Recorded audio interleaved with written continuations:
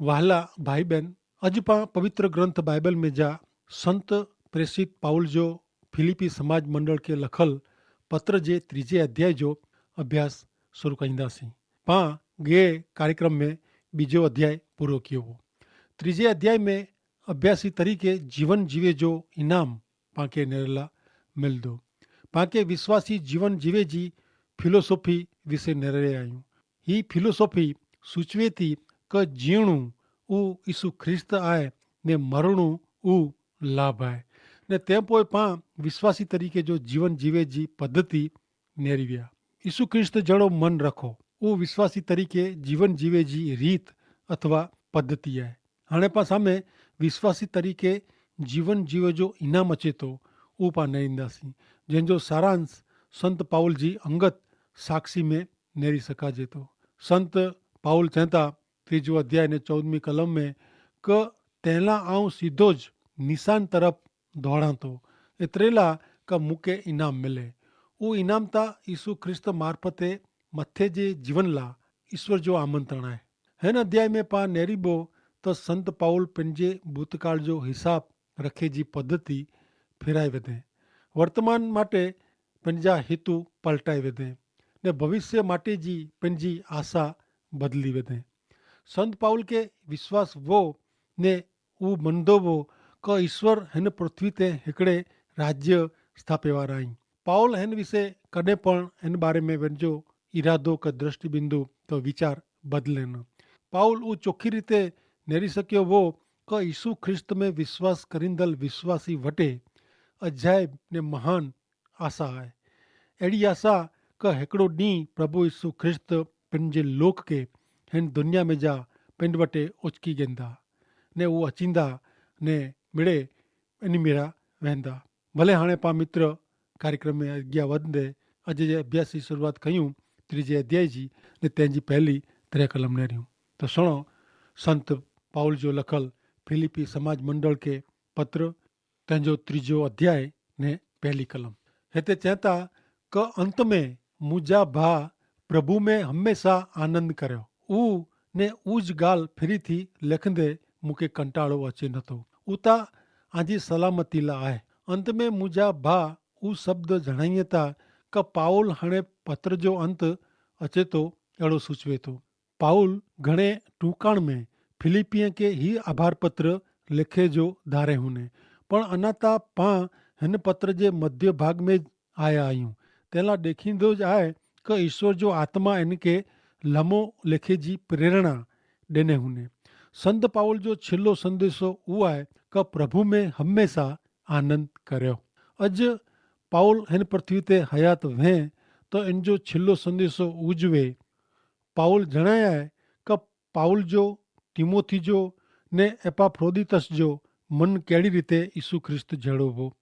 ऊ बीमारी में ने जेल में पण मजा कंदा हुआ, सतावणी ने झोलम नीचे पण शुरुआत जा समाज मंडल राजी में रहंदा हुआ। संत पाउल हिन पहली कलम में चवंदा क ही पत्र लिखे जो इनके कंटाड़ो अचे नथो। इन लाइ ही पत्र लखणो बोझे जहिड़ो न आहे। गलाती जे समाज मंडल के ने कोरिन्थी समाज मंडल के पत्र लिखंदे पाउल जे हृदय में जेको ॾुख हो अहिड़ो ॾुख ने पीड़ा फिलिपिय के पत्र लिखंदे पाउल जे हृदय में न आहे। फिलिपी शहर जा विश्वासिता पाउल मटे घणे आनंद जहिड़ा हुआ। हाणे संत पाउल इच्छे था क हू पण आनंद कईं, मजा कईं, એટલે क राजी में रहे। पाउल उन्हीं के चवंदा क प्रभु में हमेशा आनंद करियो। ही हिकिड़ी आज्ञा आहे। पाउल चवंदा क ऊ ने ऊज ॻाल्हि फिरी थी लिखंदे मूंखे कंटाड़ो अचे नथो। उतां जी सलामती लाइ आहे। फिलिपी लोक के पत्र लिखणो ऊ संत पाउल माटे सलामती जहिड़ो हो। ऊ आत्मिक रीते बरोबर हुआ। ऊ पाउल के प्रेम कंदा हुआ ने पाउल पण उन्हीं के प्रेम कंदो हो। संत पाउल फिलिपी लोक नजीक वो तैला ऊ चेतो क उन्हीं के पत्र लिखंदे इनके कंटाड़ो अचे नथो। पाउल ने हिन लोक वच्चे कहिड़ो अजायब जहिड़ो प्रेम संबंध हो। सलामती माटे पाउल फिलिपी शहर जे विश्वासी वटे मूर बाबत ने ॻाल्हिए जी तैयारी ने ॿीहर चर्चा करे थो। पाला मित्र नैतिक रीते आध्यात्मिक रीते बाइबल पाला सलामती है। पाण जॾहिं व्यक्तिगत रीते ने सामूहिक रीते बाइबल वांचियूं था तॾहिं तॾहिं पंहिंजो वांचेलो वाचन पाण में सुधारा करे थो। पंहिंजे वीचारे में, पंहिंजे वलण में, पंहिंजे वर्तन में ने पंहिंजे ॿोले में घणे वर्तन बदिलाए विझे थो। बीजो तिमोथीअ खे पत्र 3 अध्याय ने 16 ने 17 कलम में चई आयो है क झूने करार जा मिड़े पुस्तक ईश्वर जी प्रेरणा से लिखियल आई। वो सत्य जो शिक्षण ॾिनेला उपयोगी आई। खोटी मान्यता के पड़कारेला, भूल के सुधारेला ने सच्चो जीवन जीवेला वो सूचना दिए था। ई ईश्वर जी सेवा करींदल व्यक्ति संपूर्ण रीते योग्य बनी रहे ने पेड़े खासा कम करेला शक्तिमान थिए था। मित्र અહીં કરો અજનું નિયમિત રીતે બાઇબલ વાંચેજો નક્કી કરીંदा। આ માટે બાઇબલ નવે તો કૃપા કરી સચ્ચી ગાલ કાર્યક્રમ જે અંત में સરનામું ॾिने में अची थो उस सरनामे में पत्र लखो आके बाइबल हलाए में अचींदो अने ॿियो साहित्य पण आके ॾिने में अचींदो। मित्र અહીં खातिरी रखजा त सच्ची गाल कार्यक्रम सुने से ईश्वर आके जरूर आशीर्वादित करींदा। आजे जीवन में शांति आनंद ने संतोष जो अनुभव અહીં કરી શકंदा।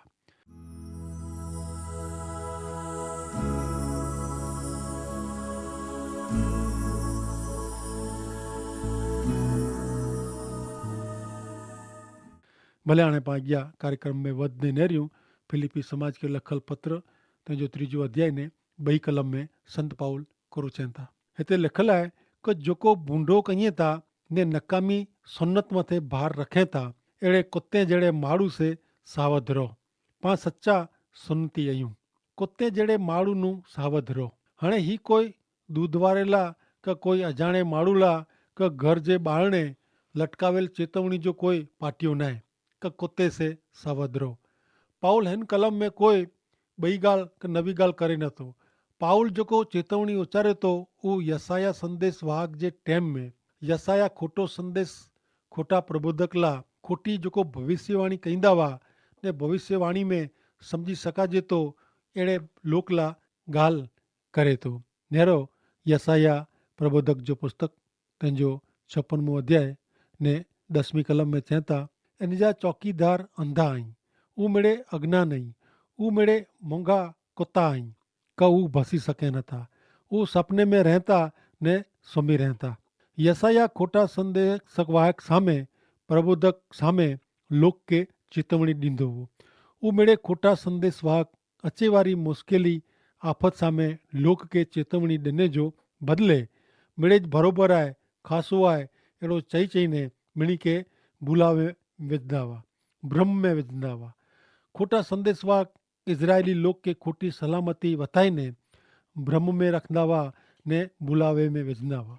तंहिंला इज़राइल जो उत्तर जो राज्य गुलामी में अची पियो हो। ईश्वर दक्षिण जे राज्य के चेतवणी ॾेई रहिया हुआ कि उहो पण उत्तर जे राज्य जे लोक जहिड़ी भुल न करे। ईश्वर खोटे संदेश वाहक के कुत्ता चवंदा हुआ। खोटा संदेश वाहक पंहिंजी जब खोले वारा न हुआ।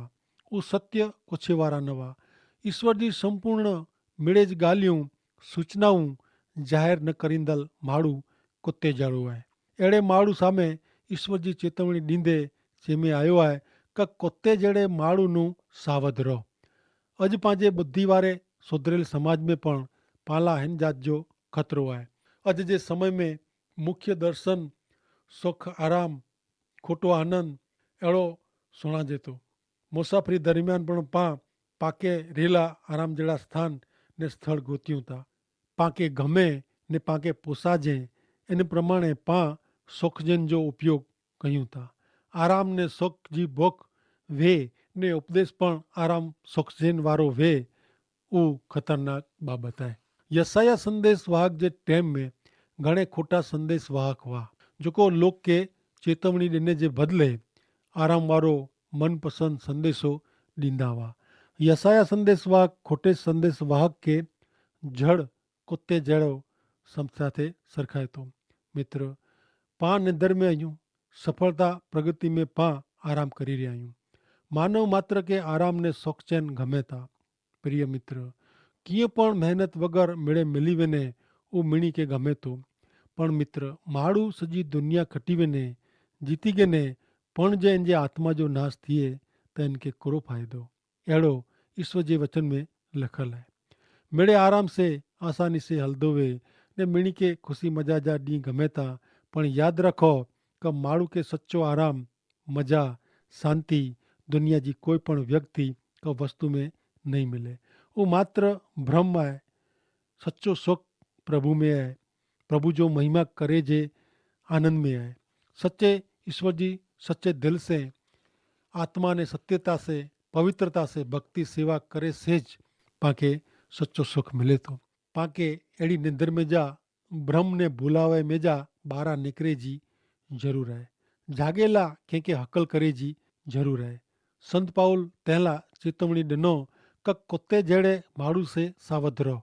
आके ईश्वर जे वचन जे बदले मौज मजा शौक चैन ने आराम जा संदेश डींदलनु अहीं सावध रहो। जोको भूंडो कहीए था उन्हीं सावध रहो। भूंडो करींदल प्रमाणिक नहीं, वो आंजो खराब करींदा आके नुकसान पहुंचाईंदा। उन्हीं जो भरोसो करी जा न, उन्हीं जो संग क सोबत करी जा न। सुन्नति इनू सावध रहो। दुष्कर्म जे बंधन में जा उद्धारला, पाप जी शिक्षा में जा मुक्तिला ने पवित्रीकरण माटे सुन्नति लोक के मूसा जे नियम शास्त्र जो अमल क्यों खपे। अड़ो खोटो शिक्षण दिए था। खोटो शिक्षण का खोटो विचार माड़ू के नरक में डेसड़ी वने तो ईता पाप पण घणे के मिठो लगे तो पण इन जो परिणाम था जहर जड़ो है जोको माड़ू के शैतान जा हथियार बनाए तो। एतरो न पण हेकड़ो पण खराब विचार सजी दुनिया के खराब असर करे तो। पापी विचार शैतान जा आई ने पापी विचार माड़ू जे सजे जीवन के ने बैंके पण बर्बाद करे तो। पाप मूंझवण मुश्किली ऊभी करे तो। तहला जोको सत्य है इन जे पाके स्वीकार क्यों खपे ने इन जो ज माड़ू के आधार रखियो खपे। प्रभु यीशु ख्रिस्त मार्ग सत्य ने जीवन नहीं। तहला ज चेता क मुझे आश्रय वगर का कोई सच्ची शांति का संतोष मेळवी सकंदो न ने सच्चे ईश्वर के ओळखी सकंदो न। तहला ज मित्र प्रभु यीशु ख्रिस्त चेता क मुझो अनुभव कर्यो। माड़ू जडे प्रभु यीशु ख्रिस्त के स्वीकारे तो पंहिंजे पाप जी कबूलात करे तो तॾहिं ज प्रभु यीशु जो अनुभव इनके थिए तो। कारण प्रभु यीशु ख्रिस्त इन जे पाप जी माफ़ी ॾिए था। इन जो व्यक्तित्व ने इन जो मिड़े जीवन बदलाए विझे था। व्यक्ति के नवो अनुभव थिए तो पण जरूर है सच्चे दिल से प्रभु यीशु जो स्वीकार करणो विश्वास करणो। फक्त परीक्षा करेला ज न कारण ईश्वर अंतर्यामी आई माड़ू जे मन हृदय जी हालत जाने था। ईश्वर जाने था कि पांजो विश्वास सच्चो है कि खोटो। तहला माड़ू के मन से हृदय से बर से ने पूरे व्यक्तित्व से प्रभु यीशु ख्रिस्त जो स्वीकार करे जो है विश्वास करे जो है ऐं मूं वटि अचो ने आजे हृदय में ऐं आराम शांति ने सलामती मेळवींदा। अहिड़ो प्रभु यीशु ख्रिस्त चवनि था। अॼु जे अभ्यास में पां नेरियो कि संत पाउल विश्वासी जीवन जी फिलोसॉफी विषय सूचवीए था कि मूंखे जीरो रोणू ऊ ख्रिस्त आहे ने मरणू ऊ लाभ आहे। तंहिं पोइ विश्वासी जीवन जी पद्धति विषय नेरियो कि ऐं यीशु ख्रिस्त जहिड़ो मन रखो। पोइ पां नेरियो कि प्रभु में हमेशा मज़ा करियो आनंद करियो એટલે કે प्रभु में राजी रहो। प्रभु में ईश्वर में आनंद मजा एतरे करो। प्रभु जी आराधना भक्ति करे से प्रभु जा गीत स्तोत्र भजन गाईने माड़ो आनंद मजा करी सके तो इन जे हृदय के राजी रखी सके तो अने सच्चो पवित्र आनंद वो मिलवी सके तो। भजन गीत गाते से ईश्वर जो वर्णन न थी सके अड़ो आनंद माड़ो के थिए तो। पवित्र आत्मा जी संगत माड़ो पामी सके तो मेळवी सके तो। संत पाउल जेल में वो तपण प्रभु में आनंद कहींदो हो मजा कहींदो हो राजी हो। शुरुआत नुज समाज मंडल सतावणी अत्याचार नीचे वाह पण ईश्वर जे उन्हीं बेरा वाह એટલે કે उन्हीं के हृदय में आनंद हो शांति भी। उन्हीं जो प्रभु यीशु ख्रिस्त पर जो विश्वास उन्हीं के आनंद मजा में रखंदो हो। पां वटे ता पवित्र ग्रंथ बाइबल आए इनके वांचे से ज्ञान बुद्धि सत्य जी समझण ने ते साथे आनंद पण मिले तो। बाइबल जा पवित्र वचन माण्हू जेतिरी वार वाचींदो एतिरी वार इनके नवो ने नवो ज्ञान समझण ने आनंद मिले था। ऐं करो मित्र बाइबल जा वचन रोज वांचियो था। जे नथा वाचियो तो अजनू वांचे जी शुरुआत करो। पोइ संत पाउल चेता कि कुत्ते जड़े माण्हू नू सावध रहो। उन टाइम में घणे संदेश वाहक हुआ ने प्रबोधक ने भविष्य वक्ता हुआ जो खोटी आगाही कहंदा हुआ, खोटो खोटो लोक के शिक्षण ॾींदा हुआ ने जो सत्य हो इन विरुद्ध उ माण्हूअ खे सेखारींदा हुआ ने खोटे रस्ते ॾोरींदा हुआ ने ईश्वर नू परिया शैतानी मार्ग में ढिसड़ी वेंदा हुआ। अहिड़े लोग के संत पाउल चवता कि हू कुत्ते जड़ा आहीं ने उन्हीं नू आई सावध रहो। अहिड़े के पाउल कुत्ता लेखे थो ने अहिड़े नू सावध रहिजो जणाए थो।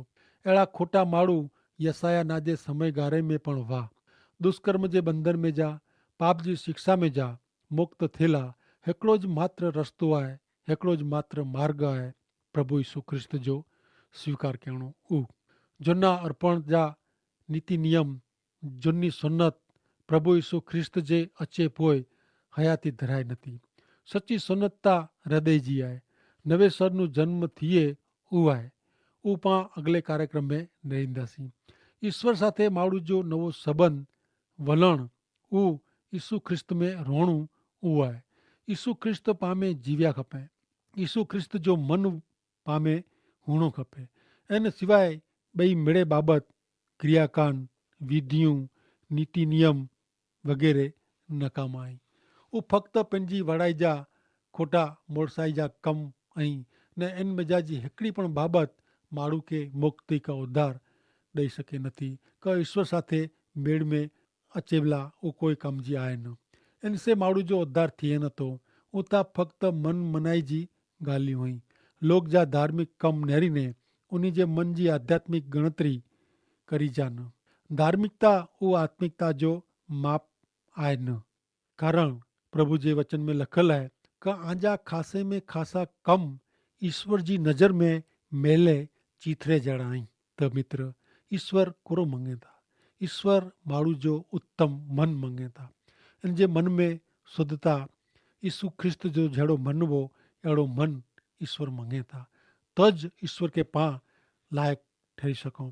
कारण कि पंहिंजा कोई पण ख़ासा कम से पां पंहिंजो कॾहिं पण उद्धार करे सघंदो नथा ने फ़क़्ति प्रभु यीशु ख्रिस्त पर जो विश्वास पां खे उद्धार ॾेई सघे थो। धार्मिक कम से ईश्वर के राजी करे सघाजे नथा।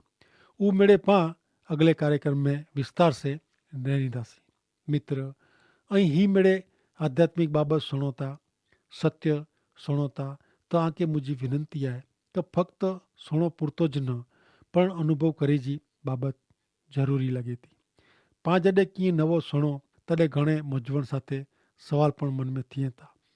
ऐं असांखे पुछंदा त घणे विगतवार आके जवाब पण ॾिने में अचींदा। मित्र ही जीवंत ईश्वर जा वचन ई उनखे पां सुणो अने राजी थियूं तंहिं पुरता ज नहीं।